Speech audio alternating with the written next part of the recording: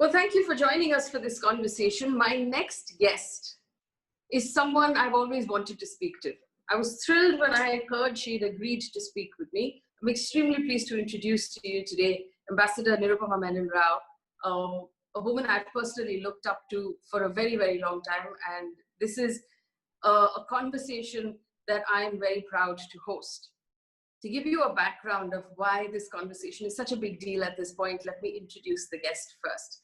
Ambassador Rao is a former Foreign Secretary to the Government of India, only the second woman to have held that post in the history of the post.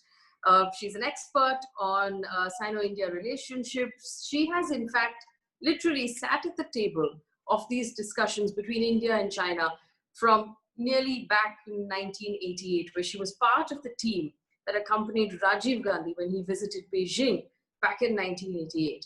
Now, between 2006 and 2009, she served as India's ambassador to China, and I understand she's currently working on a book on India's relationship with China, and all of this becomes really relevant at the backdrop of what we're seeing play out at the borders today. I also discovered very pleasantly that Ambassador Rao went to Mount Carmel College and studied English literature, much like I did. But she topped the university and then the civil service exams and then everything else that she has done. So the comparison really ends at English literature. And she's had an illustrious career, and she's been an outperformer almost in everything she's done. So I'm so pleased to have her join us this evening for this conversation. Ambassador Rao, first of all, from me and my audience, thank you so much for accepting our invitation. Thank you so much, Faye, and thank you for having me on your show. And may I also admit to being an admirer of yours. I have long appreciated your spirit and your professional excellence and your determination, and may you grow from strength to strength. I wish you the best. Thank you so much. I really appreciate that. If I may begin with my questions for this evening. My first question to you stems from the tweets that you put out. You'd stated very clearly, you said, and I quote, "The gloves are off." You said this is a watershed moment. What has happened in Galwan Valley and what has played out after that changes the relationship between India and China, and it undoes decades of painstakingly put together diplomatic work to get to where we were right before Galwan Valley. Would you explain to us how badly you believe that a relationship has been damaged right now by what has happened? Well, Faye, first of all, I think the nation is still coming to terms with what happened on the night of June 15th, 16th in the Galwan Valley. Obviously, it was an extremely tragic incident, and it has shocked the nation deeply. And the reactions that you have seen in the public space are quite understandable, given the dimensions of this tragedy and the fact that for the last 4.5 decades, we had not seen an incident of this nature happening in the border areas between India and China. So that's the first point that really comes up at you when you look at this incident and its effect. Now, why I said the gloves were off and why it upsets the whole superstructure of bilateral relations between India and China put together so painstakingly over the last 3.5 decades at least, is because that relationship had created a modus vivendi between India and China. Even though I don't think at any moment we had lost sight of the fact that our two countries were essentially adversaries and competitors, given the history of the relationship and the fact that we had a conflict in 1962, and also that the border question between the two sides, which is really a territorial question, is yet to be resolved. But despite all that, we had gone ahead and worked at trying to negotiate a peaceful settlement to the boundary question. We had worked out 5 protocols and mechanisms to maintain peace and tranquility in the border areas. Our leadership used to meet frequently. There was a kind of a systematic, regular process of meetings that we had put in place. Trade and investment ties had grown. People-to-people exchanges had shown increasing momentum. look at the numbers, since your audience is a young audience, look at the numbers of young Indian students who study in China. I think the number approaches, it's below 20,000, but it's quite close to that. So the whole fabric of ties that has been so carefully built or woven over the last few decades has somehow been torn asunder because, losing lives on the border is a very serious development. It really points to the fact that things are increasingly on the brink, they're on edge. Some people say they've even gone over the precipice, as into the Galwan River, as it were. If you look at if you try to take a literal view of what happened on the 15th, 16th. So for all these reasons, I felt that we've reached a turning point in the relationship. Ambassador Rao, since then we've had 3 rounds of Lieutenant General level talks, the last of which, was reported to have lasted 11 hours. But there doesn't seem to be a breakthrough because there's also newspaper reports now saying that China has begun troop movement across from Arunachal Pradesh as well. Do you see this? Do you see a possibility of de-escalation before the winter? Or is this now a situation where the army or the forces are going to have to hunker down through the winter as well? Is this going to play out over a longer period of time? I think we have to prepare for difficult times as far as our face-offs with China are concerned, as far as the relationship with China is concerned. So normally, yes, what you said would suggest that with the onset of winter, the troops of both sides sort of kind of disengage, go back to their bases because the weather conditions are so harsh, and that high mountainous plateau really doesn't admit to human existence at a human level, as it were, because the conditions are so harsh. But given the fact that all the reports suggest that the Chinese are building up in various areas along the line of actual control in the western sector, and as you said, even across Arunachal Pradesh now there are reports, and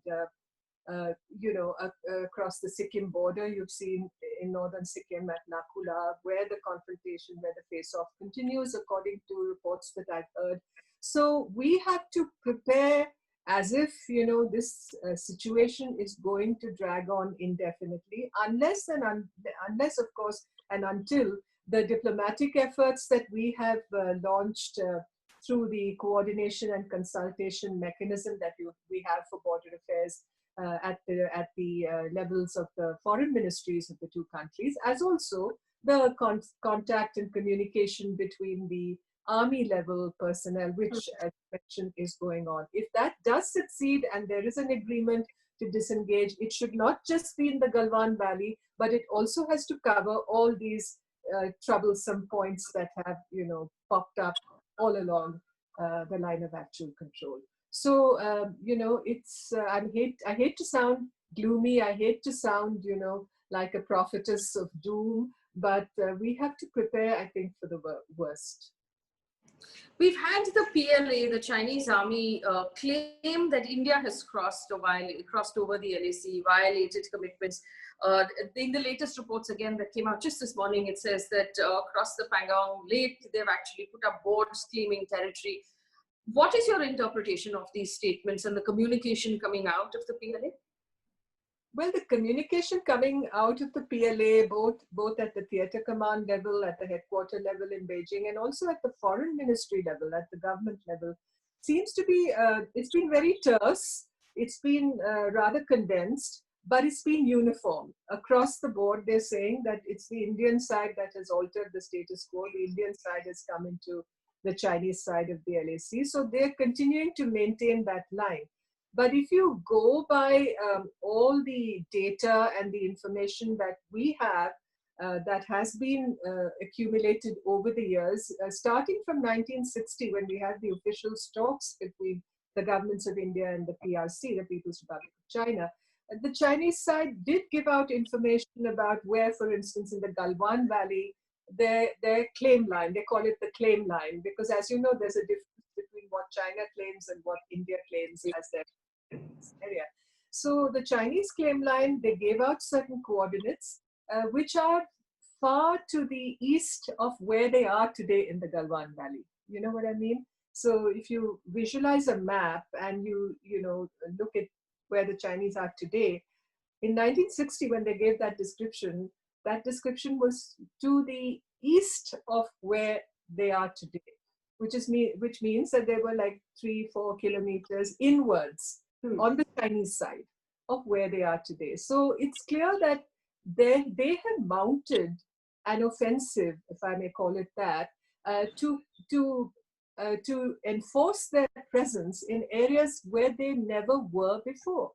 So, you know, the Indian side, at least our army and our Ministry of External Affairs, has been right in claiming all along that the Chinese have intruded into our side of the line of actual control, and therefore we had to take action, as we did 15, 16 June, to try and dislodge them from there. Things went terribly wrong, of course, that night. I wish we hadn't lost all those lives, but what can we do now? But the fact is that they have increased their presence in many areas where they were not there. Why are they doing it? Of course, we can discuss that. Yes, that was actually going to be my next question of why they're doing it, because it's been pointed out now widely also, perhaps as a consensus, on the fact that this is premeditated. And we've had discussions about, you know, what a transgression is and what an incursion is. Do you believe this is now an incursion? Because they've pitched tents repeatedly across the entire border, and it does seem premeditated. So what do you think the Chinese motives could be to start something like this, especially in the middle of a pandemic, when the whole world is going through what it's going through? And this is exactly what an adversary does. It picks a time when you are most vulnerable, I think, to make not a transgression, but an ingress, an incursion, an intrusion, call it what you will.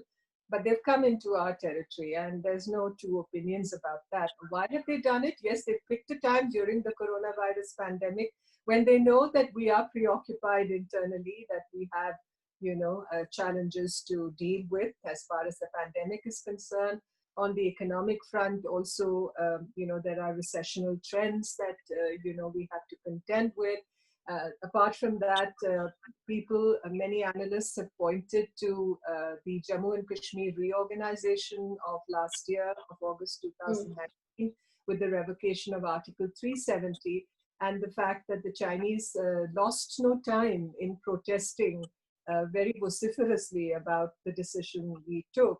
And when, you know, with reference to the new map of the two union territories of Jammu and Kashmir and Ladakh, again, they were not happy with what they saw, although we pointed out to them and explained to them that there was really no difference as far as the external boundaries of these regions was concerned vis-a-vis China, and that there was really no cause for them to feel so concerned. But there is obviously some, you know, some dissonance, if I may put it very diplomatically, that crept into the discourse, as it were, for that reorganization. And then you have, of course, the India-Pakistan relationship, the fact that the China-Pakistan relationship has grown so intimate, as it were, in the last few years with the construction of the China-Pakistan economic corridor. There's increased, there are many reports about the increased, you know, closeness between the two armies, the PLA and the Pakistan army. Just recently, I think there were reports of a Chinese aircraft having landed at the Skardu air base, which is in Pakistan-occupied Kashmir, just a few days ago.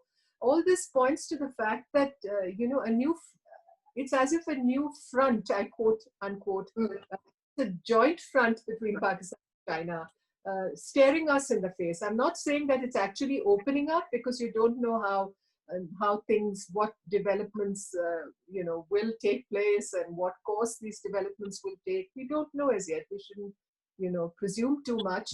But the fact is that, you know, Ladakh today, the union territory of Ladakh consists of two districts, the districts of Leh and Kargil. And the district of Leh is today the second largest district in the country. And you're aware of it, after the Kutch district in Gujarat. And that district not only covers Gilgit-Baltistan and Skardu and Chilas and the tribal areas as we defined them in 1947, but also these areas where we're having problems with China today, whether it's Galwan or Hot Spring, Yes. or Depsang, all the way up to Daulat Beg Oldie, and which is so close to the Karakoram Pass, and which the Karakoram Pass itself is so close to the Siachen Glacier. So, things seem to be kind of coalescing in many ways, which should be of concern to any military strategist in India or anybody charged with planning our defense and military strategies. There's also the growing question of the alliance between Pakistan and China. Do you think that there's a possibility of a nexus there? There was a report in the Economic Times that said that Pakistan is moving about 20,000 troops on the LOC in northern Ladakh. Is there reason to be concerned here of a two-front situation?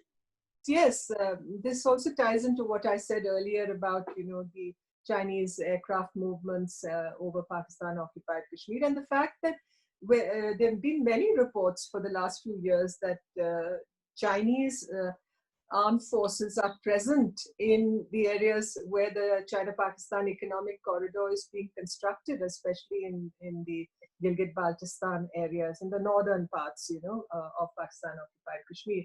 So I wouldn't dismiss these reports as, baseless, because you have to assume that there is increased interoperability, even interoperability between Pakistani and Chinese forces.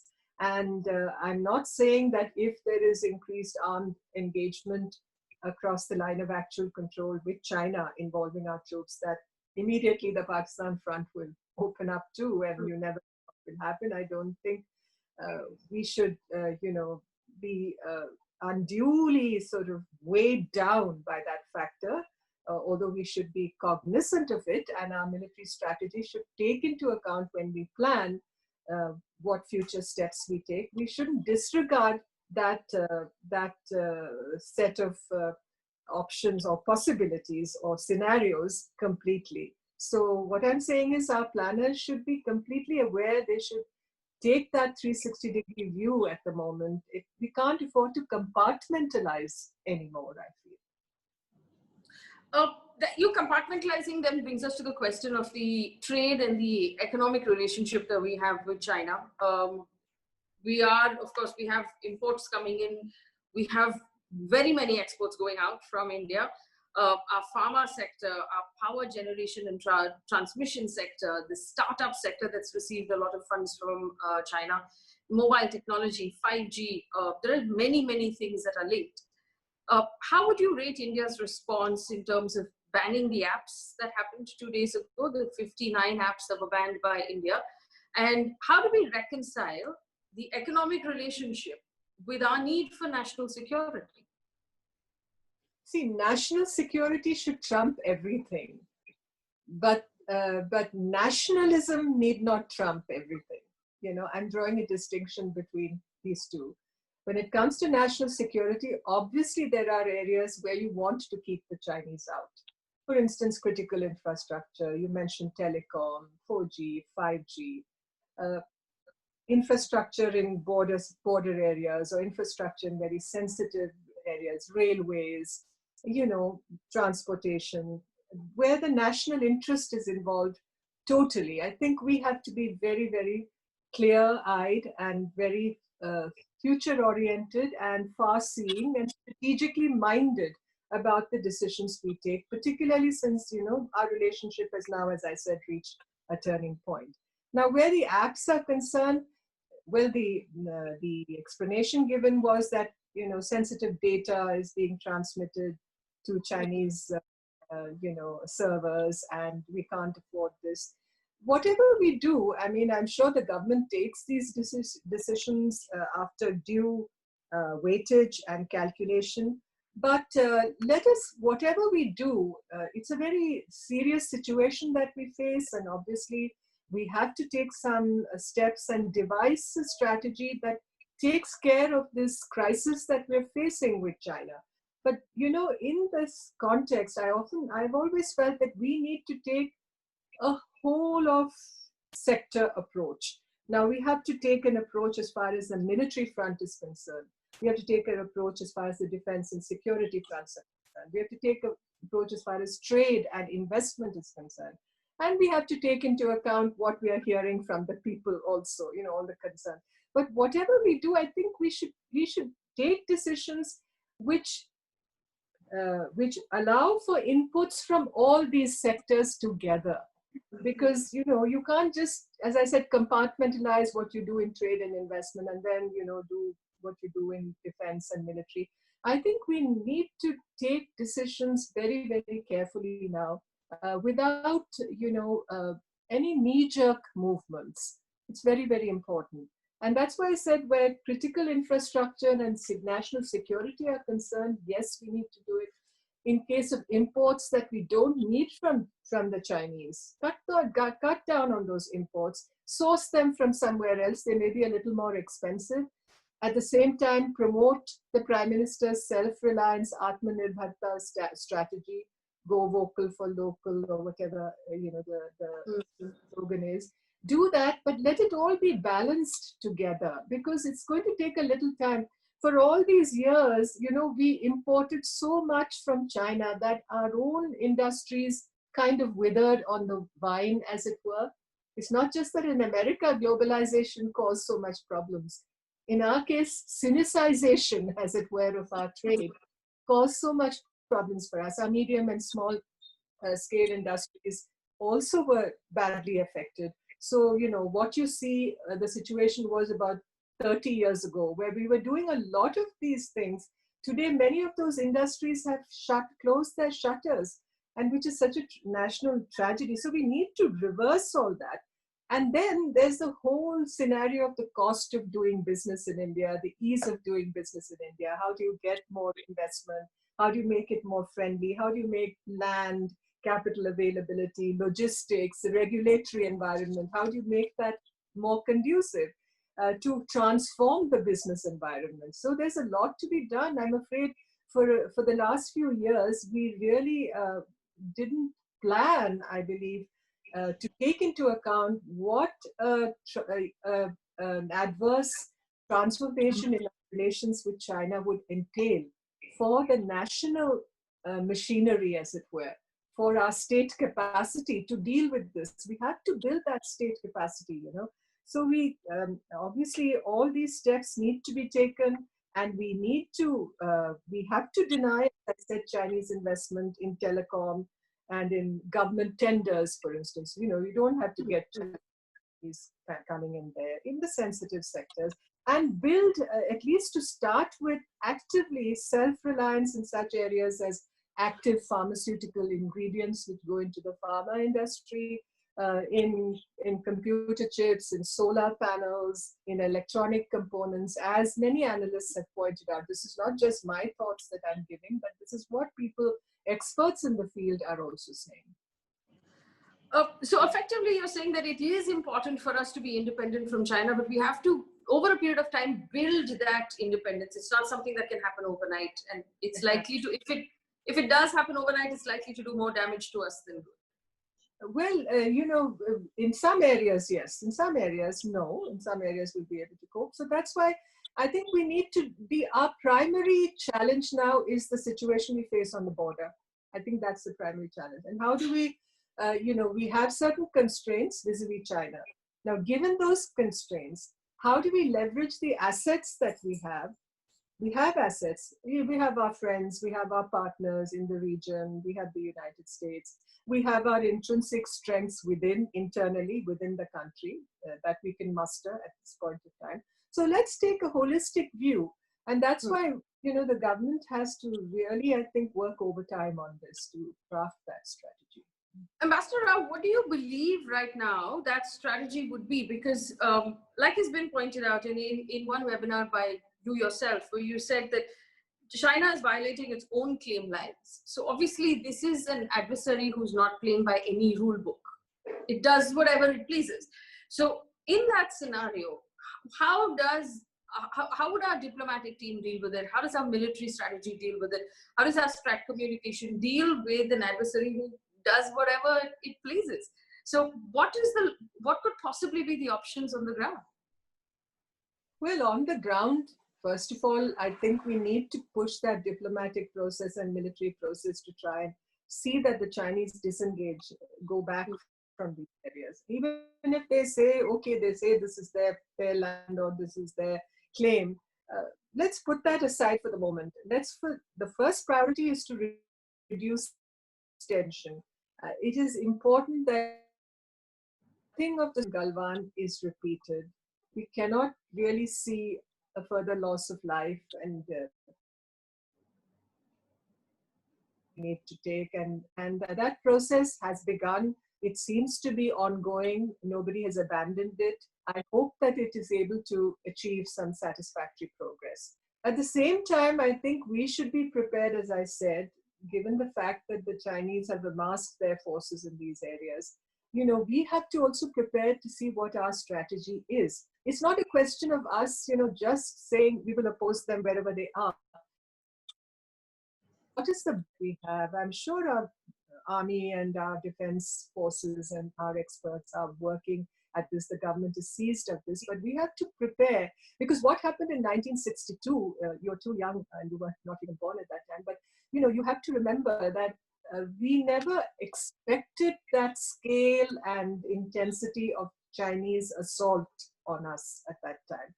Till the onset of the operations, the military operations, we felt the Chinese would not attack, that they might oppose us in one or two pockets. There may be a little flare up here and there. So I hope there will be no such miscalculations. I think we have to be very clear-eyed about the nature of the threat we face from China. For that matter, for the whole world, in many senses, democracies across the region. We've seen what is happening in the Indo-Pacific, in the East China Sea vis-a-vis Japan, in the South China Sea vis-a-vis the Philippines, vis-a-vis Vietnam. The way the Chinese are going about their territorial claims. You see the way they're buzzing the Taiwanese, night exercises involving aircraft over Taiwanese airspace. They don't play by the rules. You saw the way they reacted to the International Arbitration Tribunal's ruling on the disputed territories with the Philippines. So they don't play by the rules. They have a very bloated sense of self. They're increasingly muscular and assertive and aggressive. So this is the reality you have to deal with. You can't soft pedal it, and you have to prepare to deal with it. You have to be less hesitant, less worried about what the Chinese reaction would be, and you have to leverage. And given your constraints, I think you have to leverage the assets that you have. And those assets are your relationship with the United States, with Japan, so important, and with the other Indo-Pacific countries who also have realized the nature and the scale of the Chinese. You, in fact, in one of your tweets said that India's response so far has been milder and anodyne. It basically means that you don't really want to upset anybody. But based on your last answer, you believe that we need to change gears on that response or the communication? Well, I certainly think we need to, press the accelerator pedal a little more on this. I think give the engines a little more power. Let's say. I think that's what we need to do. So if I may ask you for some of the background and the history that only you know, really, because you've been part of so many conversations. As far as what's happening at that border is concerned, the areas that we're talking about, there were several attempts made by both countries to reach some sort of conclusion. And the reason why we're having these problems is because they have a claim and we have a claim, and those claims don't exactly agree with each other. But in spite of all of those attempts did fall through, didn't they, Pastor? Well, I think, that's interesting because, even though it was, you've heard of the Chinese betrayal. A lot of Indians talk about the Chinese betrayal of 1962 and the fact that Prime Minister Nehru had extended, the hand of friendship to China, had sort of brought China onto the world stage, that we had, in a sense, hardly raised a protest when the Chinese forces came into Tibet. We accepted it. We signed the Panchsheel Agreement with them in 1954, swearing friendship with China. And despite all that, the problems on the border happened, and China, as soon as it had consolidated its position in Tibet, began to raise all these claims against us. And that was then that descended into the war of 1962, you know that. But despite all that, in 1976 and a few years before that, it was India that was making attempts to normalize relations with China, because we felt that we couldn't, although Chairman Mao had met our chargé d'affaires, Mr. Rajesh Mishra, in Tiananmen Square in 1970 during the October Revolution Day parade. They have a parade, on October 1st every day, which is the founding anniversary of the People's Republic of China. And he had sort of shook hands with Brajesh Mishra and said, how long can we go on like this? How long can we not, India and China, stay this way in the stage of estrangement? So after that, of course, it was Mrs. Indira Gandhi who took the steps to restore relations at the ambassadorial level. In 1976, the ambassadors returned to each other's countries. And this modern period of India-China relations that you see, which kind of, in a sense, was interrupted, let's say, at Galwan, really began in 1976. It's not just Rajiv Gandhi going in 1988 to China, but it really starts from 1976. Because after 1976, after the ambassadors were exchanged, and Atal Bihari Vajpayee, who was the foreign minister, went to China in 1979, and his trip was cut short prematurely because the Chinese attacked Vietnam during that visit. And Vietnam was a friend of ours, and he terminated that visit and came back prematurely. But despite that, we began the process of discussions between the two sides on the border problem between the two countries. It's not just now that the special representatives are meeting, but the first round of border talks in the modern period, as I call it, really begins from 1981, when we began to talk at the official level to try and see whether we could reach a boundary settlement. That is also the time, if you recall, Deng Xiaoping made his package proposal saying that let's try and settle the boundary essentially based on the status quo. That is, we accept what China has in the West and they accept what we have in the East, which is in Arunachal Pradesh. That's how it was played out to be. But with the Chinese, let me always put this cautionary advice. What you see is what you get. They say these things, be sure that there is a twist in the tail somewhere. And when you're actually, going into the details, be prepared for some ambushes and shocks and surprises. Anyway, we went on talking to them about this. We rejected that package proposal. And in November of 1985, during the 6th, and I think also mentioned it in his interview with you, that they began to talk about Arunachal Pradesh being the area of the largest dispute. Never said that before. They said they didn't recognize the McMahon line. They felt it was illegal. But, at least Premier Chou En-lai told Mr. Nehru that they were prepared to understand the realities around it and they were not going to make too much of an issue out of it. That was the impression they gave us. And now they say they will never accept that boundary, the McMahon line, and that India should make concessions in this eastern sector of the boundary, which is essentially Arunachal Pradesh, which means concessions south of the border, as we based on which China will make corresponding concessions in the western sector, which is the Ladakh sector. So that's where, the really where the cookie crumbles at the moment. We have to make concessions in the east and China will make concessions in the west, but they're waiting for us to make that, first move. And they keep talking of mutual accommodation, and our mutual accommodation, you take what you keep what you have and I keep what I have, and we'll accommodate each other. But mutual accommodation can also mean you make concessions and I make concessions, and then we can settle on that basis. So there's a great deal of ambiguity really about their stand, and they never spelled out really what they want, not officially. Their think tank experts and some of their retired PLA officers and diplomats talk about that the concession they want us to make in the eastern sector is about Tawang, which has a major Buddhist monastery, the largest in India actually, and which had traditionally had religious, and I'd like to mention that, religious and theocratic linkages with certain monasteries in Tibet, the big monasteries near Lhasa. But that's about it. But recently one of their writers who's based in Washington, who's an analyst with the Stimson Center, a woman called Yoon Sun, said, Tawang is important because the 6th Dalai Lama was born there. And now that there's nothing which says the Dalai Lama, who is, the religious and spiritual head of Tibet, has to be born anywhere he's born is Chinese territory. It's nothing like that. It cannot be like that. And so it just shows the most unreasonable and illogical approach that they take to these issues.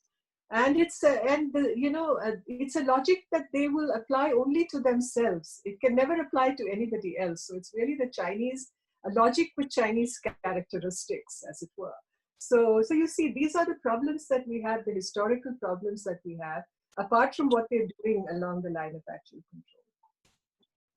But in that case, Ambassador, then what happens to our diplomatic team that's currently dealing with China? If we are dealing, like you said, with an adversary who's unpredictable, who carries hidden stings in their tail, there's you don't really know what they want, then in that case, is it possible? Do you see a diplomatic solution for the current Galwan and border problem? Is it is it possible at this point as far as it has gone? Well, I would like to remain optimistic. I don't think we should abandon hope. And I think the Indians and Chinese have dealt with each other for so many years. So we need not have a total breakdown of communication and mature dialogue between the two countries. The Chinese should also see, the need for maintaining a relationship with India that does not break down, that does not lead to chaos and conflict and confrontation. I mean, it's as much in their interest as it is in ours. And it's important for the region because it has huge repercussions. And I think the stakes involved are very high on both sides. I don't think the Chinese can abandon responsibility and say, come what may, we don't care what the consequences are. We will push. We will not make concessions, never mind even if there's bloodshed. I think that's a highly irresponsible attitude to take. But this is a very different China from the one you sat down with in the 80s and the 90s, because it's gotten bigger, it's gotten stronger, it's become more of a bully in the space. And it has been blocking India's sort of influence in South Asia. It's been blocking India's growth on the global stage as well. Do you believe that China has sort of expanded in that conversation and is different from the China that you had conversations with? Yeah, China is like some huge Led Zeppelin, I think, hanging over us at the moment. One of those big bloated balloons. I think we have it is very different in the 80s and 90s. But I dealt with China until 2011, because that was when I finished my term as foreign secretary. So, and I was ambassador in China directly before that. So I've seen the China that grew into this behemoth, and I've seen the China that was there from the mid 80s onwards when I started working on China, and when we accompanied Rajiv Gandhi to China in December of 88. We were both countries were at par with each other, GDP wise, capacity wise, in terms of levels of development. We were at the same level. And that's really why I think we need to introspect, though we started our reform and opening up process, our liberalization process in 1991, about 13 years after the Chinese had begun theirs. The fact is, in those 13 years, nothing dramatic had happened in China to make it much advanced or more progressed than we were. So we were basically at that level. So it was not that China had a head start over us. We could, if we had been totally focused and totally reform-oriented, if we hadn't politicized the things we do on liberalization and been so hesitant and so inward looking, we could have done so much better and at least approximated to a higher level of attainment vis-a-vis China. You know, we're about, our GDP is about 4 to 5 times less than theirs. We could have at least been, you know, at a level of maybe 3 times less than theirs or 2 times less than theirs. I think we have a lot to answer for also. We may blame the Chinese for what they're doing today and flooding our markets. But the fact is that we did not have the capacity to do the things that they've done because we were laggardly in so many senses. Laggardly. Our response has been reactive and maybe reconciliatory this entire time with China. Do you think, do you think there's a point in the future where we will become preemptive or proactive in how we deal with China, as opposed to just reacting to what China does to us? Well, we will always be constrained by the fact that China is a neighbor and we have an unsettled border with China. But more worrisome, I feel, is what China is doing in our neighborhood today. There again, I think the lack of South Asian integration has cost us dearly. The fact that many of our neighbors have, you know, suspicions of India, they're overwhelmed by the asymmetry, the size of India, the fact that we have also not perhaps invested as much as we should have in these relationships. Look at what has happened in Nepal, for instance. I mean, it's unprecedented that last year, before Xi Jinping visited Nepal in October 2019, and it was the first visit by head of state after 1996, that is a period of 23 years from China to Nepal. And just before that visit, it's amazing that the two communist parties, the Chinese Communist Party and the Communist Party of Nepal, and as you know, Mr. Oli, their prime minister, is from the Communist Party of Nepal. They held a detailed sort of seminar kind of program on Xi Jinping thought. It's like as if ideology also, China is now intruding into the South Asian space. It's not just in terms of money, in terms of infrastructure building, or in terms of development projects. It's actually trying to influence thought processes, political thought processes in our region. For instance, the Kathmandu Post, I think, had an article that the Chinese were not happy with sometime in the recent past. And the Chinese ambassador in Kathmandu threatened, you know, action against the editor. And this is, you know, in any other country, any other country had done that in Nepal. For instance, if India had done that, we would have been accused of interfering in their internal affairs. There would have been huge demonstrations, as we have often seen, against India. So why has this come to pass? I mean, that's another introspective journey we should make, apart from, you know, not having done.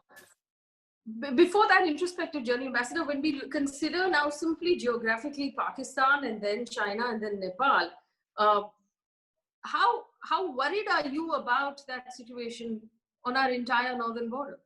I am worried because we've essentially lost Nepal, I feel, you know. I hope we can retrieve the situation. But who lost Nepal? I think we need to ask that question. How did we lose Nepal like this? It's such a country which is so organically linked to us. It's not as if we need to play Big Brother there or anything. They're so organically linked to us culturally, linguistically.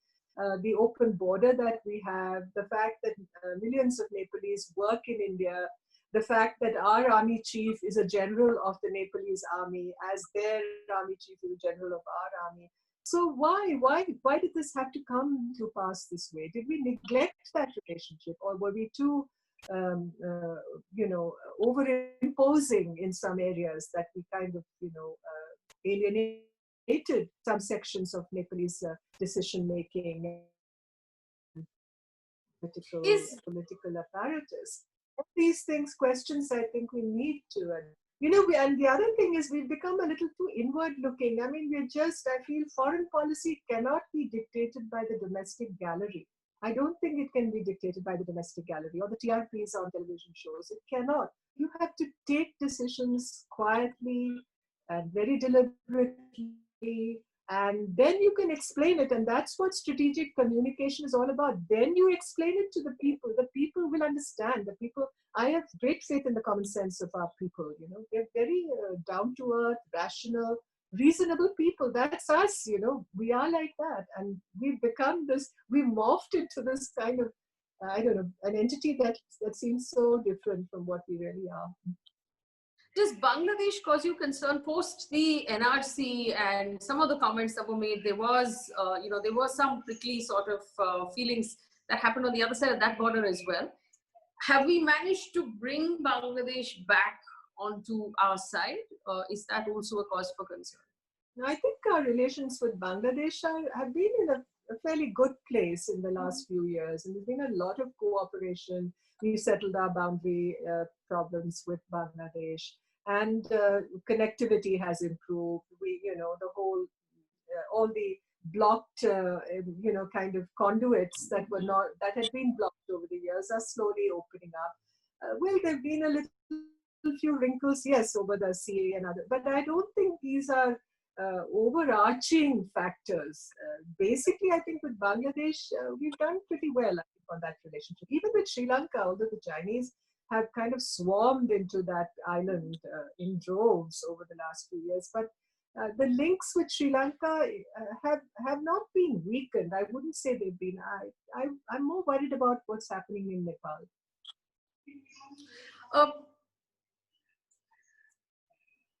We also know that the US has been perhaps vocal. We understand that there have been some movements on that area as well. How important is our relationship with the US at this point in comparison with China's reaction to us?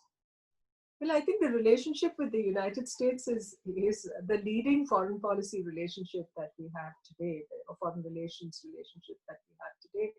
And it's improved substantively over the last 10 to 15 years. And we've reason to be happy and satisfied about those improvements, regardless of changes in administration.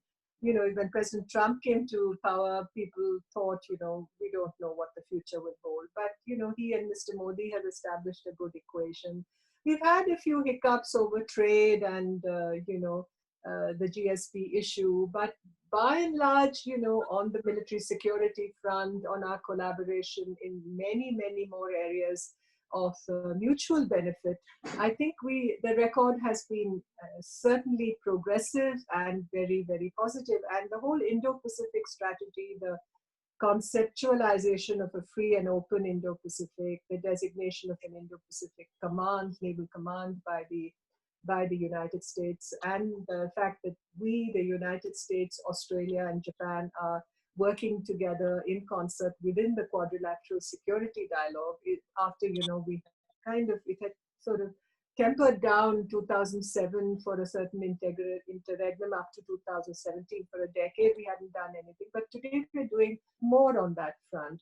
I think we will have to be much more active on that front. We do joint exercises, military exercises, tri-service exercises with the US. We do the Malabar exercises. I think we have to craft a whole new strategy now on the Indo-Pacific front. And even here, we exercise with the United States, we exercise with other friendly countries. Why not even contemplate, doing exercises more, increasing the frequency of these activities, so that China gets the signal from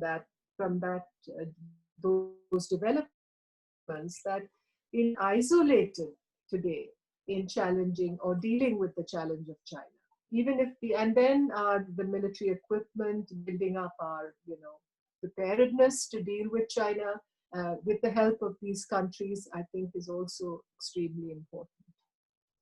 Ambassador, this is a tough question. Are our interests in Aksai Chin, is that territory that we can ever claim again? Do you expect that to ever happen? Given where things are right now, what is the future there? What's your opinion? Well, I know that our government Home Minister has said that we will recover it and we will not give it up. I mean, that is the national position on this, at least as far as Parliament is concerned, for instance, that we will recover all the territory that we've lost. But in actual terms, if we are to, plan for the recovery of that territory, then we should be prepared for a long, drawn-out conflict. And which way that conflict goes, I cannot say. I'm not in a position to say that. So on the ground, I think it would involve protracted conflict. And to what extent, what is the load that the country can bear? We can say that we'll make any sacrifice, but then we have 1.3 billion people's interests to take into account also. No? I always say, think of the face of the unknown Indian, the Indian that you and I do not know, but we saw their faces when the migrant labor left, our cities. That's the real Indian, and that's the face we should look at when we take those decisions. I also have to point this out. In one of the webinars you addressed over the last week, you suggested that maybe it is time to sit down and settle this unsettled border, because that's perhaps the only way to move forward from where we are. But that would be a hugely unpopular thing for two very nationalist heads of state to do on both sides of the border. Do you think that's a possibility? First for India and for China, is that because both will have to concede something? It can't, nobody's going to walk away with the whole prize. Any border settlement, if you look at the history of border settlements involving other countries in the world, every border settlement has involved concessions from each side. That's what negotiation is about. The art of negotiation is basically to ensure that your basic interests are not diluted in any way, that you don't give away something you cannot afford to give away. You cannot afford to give away certain things, and you obviously will stick to positions on that front. But you should be able to make adjustments, at least with the overarching goal that you need to settle these long-standing issues, because the more they remain unsettled, they fester and they cause further complications. And you never will have real peace between countries, the peace that you require to transform yourself internally, to become stronger internationally, and for your prestige and your power and your influence to go up on the global stage. That will only happen if you are seen as a country that is able to settle problems, that is able to take a mature perspective and arrive at an acceptable solution to these problems. So it takes two, both China and India need to tango on this. It can't be just one of us, but I think both the leaders, Prime Minister Modi and President Xi Jinping, they have that kind of power internally, and they enjoy that popularity and credibility within their countries to be able to take such a process forward in a way perhaps that we haven't seen before. So why not, continue those efforts? We've been making efforts at the special representatives level, but I think it will even at the highest political level, I think that awareness should sink in, that perhaps, we can't afford to let these things fester indefinitely. Well, President Xi Jinping has faced some domestic criticism through this, which is unusual for China, specifically unusual for him. What are his domestic compulsions right now? And why would you think that someone in his position would have signed off on the activity that we're seeing in Galvan Valley and in Ladakh? Well, it's true that, there will always be murmurs, criticisms. I mean, even here, there'll be criticisms of the government's handling. In China, even though it's an authoritarian, closed society, I mean, they have a very active social media within the country. And of course, the censors are constantly at work, but people express opinions which perhaps are snuffed out before too long. They do, such opinions are expressed. But the fact is that I don't believe, I've seen a riding current of criticism of Xi Jinping on this issue. I don't see that. I don't see an overwhelming tide of such criticism. I think he's in a position to turn on the tap and turn off the tap also. And he has that kind of power and influence and capacity to command that kind of, obedience and follow up on the decisions that he takes. So I don't assume there will be any rebellion on that front in China. I think everything is top down there, and decisions that are taken at that level in Beijing percolate down to the lowest level of command, and they are carried out. So I don't think we need be doubting too. We can afford to be doubting Thomas's to some extent, but not beyond a certain extent. I think we have to work to a solution, and diplomatically, even the Chinese are saying we need to solve this. We don't want confrontation. They haven't said that they've thrown everything aside and they're prepared to face whatever consequences with India. That's not the message that you're getting. I mean, even when the three ministers met at the Russia, India, China trilateral, I mean, the fact that they met, I don't believe that this is the end of an order that we saw. And, we're on, as I said at the beginning, we're not on the brink of something absolutely of disaster. We're not staring down at that. Let's not take that view. I think the view here should be we have to get ourselves out of this. We have to salvage this. And we have to salvage this with our honor intact, obviously. We cannot, betray the cause. We cannot, dilute the national interest, but we have to work for a solution. We must salvage it. Both countries need to salvage it. Pastor, you did talk about the TRPs and what is being said and how we've started to sound different. Do you believe, and I want to ask you this about strategic communication, because we don't understand this in our living rooms. It's largely those of you working in the Foreign Service. How important is all of this? The Prime Minister's initial statement, the clarifications that came after that, the speculation that happened, China picking up on it really quickly and sort of claiming that territory as their own. And then this nationalistic sort of loudness coming out of television studios. How difficult does all of this make the job of the diplomat on the ground who's actually having the conversation in that room? Because all of this eventually then becomes evidence on the table, doesn't it? Well, I think you have to look at this very dispassionately. There is a certain kind of speed level that you put to diplomatic level negotiations, a certain velocity, a certain thrust that you have. But as far as communication is concerned, and your strategy on the communication front of how you are able to guide the narrative, and influence it to some extent, not that you're controlling the narrative, because we're a democracy and expression is free and should be free. I'm all for that. And that's what makes us, that I think the more we are seen as a democracy that controls freedom, freedom of expression, for instance, within the country, that takes away, to be very frank, on the foreign policy front, because our unique strength on the global stage is our image and our credentials as a liberal and secular democracy. That is our credentials. The more we are seen as trying to control that internally, I think it detracts from us. The more we see Islamophobia, for instance, within the country, I think it detracts from that image that we have.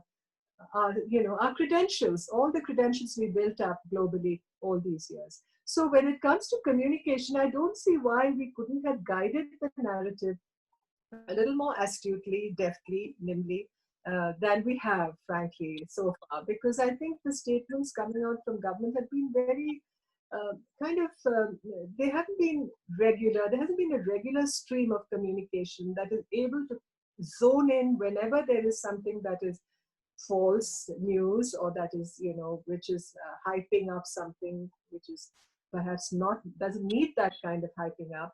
We haven't been able to calm the narrative. We haven't been able to guide it in a direction that tells you the facts, that doesn't try to dissimulate, that doesn't try to say this never happened, but being able to guide people, to inform them. The important thing, the major task of communication from the government is to inform the people, to inform them about what they need to know, because on many strategic and defense related issues, you can only say what the public needs to know at this point in time. But if you're prepared, if you're not prepared even to do that, then everything else takes over. There are many other voices that come in. They see a vacuum and they come in population and they have all kinds of theories. And then it becomes very difficult to sift through this and to chart a course that is clear and not ambivalent. So I think there also, I believe the government, because it's been, let's say, 2 months, well, 1.5 months definitely since, all these news of intrusions and all started in this area. And even before that, I think it was from April onwards that I hear now from many defense reporters that intelligence reports about Chinese build-up in these areas are coming in. I think the government should have started thinking about its communication strategy at that time. That's really, I think, something to ponder over. Ambassador, there are, of course, a lot of people who are very nervous about what's going on this border because of, like I said, all of the other bad news that we have in terms of the battle with the virus at this point, people losing jobs, like you said, the faceless Indian who we have seen now in broad daylight walking across the country. At this time, the possibility of a conflict, single or two-front, just seems really, really scary, to be honest. What would you say to the people who are watching, who are nervous about this possibility? I would say that believe in the government, believe in its capacity to deal with the situation in our interest, in the people's interest, and try not to believe in all these hyped up reports and this clash of many views that you see every evening. Try and inform yourself better about China and try and inform yourself better about the history of the India-China relationship, because there's so much in the public domain that is there for you, especially for young people to read and on, listen to so many programs of where experts have spoken. So the important thing is to build up your informational awareness about this relationship and about China, and then you're in a position to be much more rational and much more sane and sober about it. Don't listen to rumors and don't jump to conclusions. That's my advice. That's very well said. Thank you so much, Ambassador Rao, for speaking with me, for being so patient and answering all of these questions. We really appreciate your time and your patience. Thank you. Thank you. Thank you so much, Faye. It's a real pleasure. Take care.